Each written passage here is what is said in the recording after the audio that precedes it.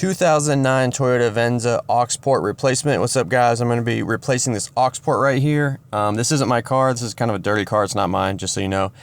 Now, you should use a blue little interior pry bar like this, but honestly, the best thing I find is just get a tiny little flathead screwdriver, maybe even like a thin butter knife, and just go to the side there and pop that open like that.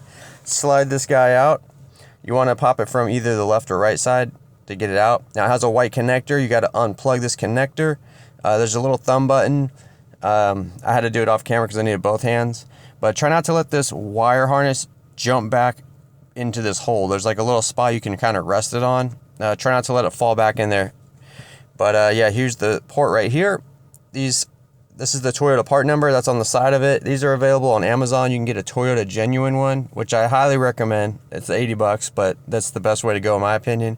But there's also aftermarket ones as low as 13 bucks. You can get like the motherboard only for 12 bucks. And then there's like, I think there's like another one for like 22 bucks.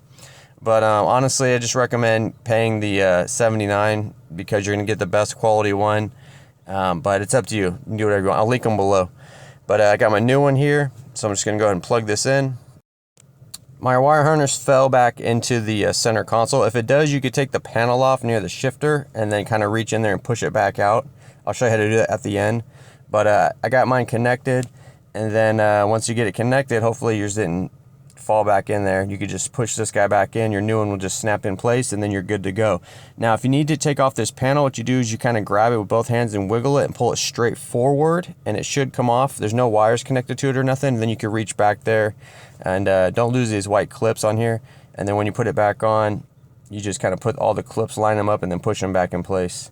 That's it, guys. So hopefully this video helped you out. Thanks for watching. All right, guys, that's all the information I got for you. The rest of the video is just some products and other stuff I got going on. Totally up to you if you want to stick around. I got a 15% off promo code for AUXITO.com. They got a handful of products, but what they're mostly known for is their really good aftermarket LED headlights.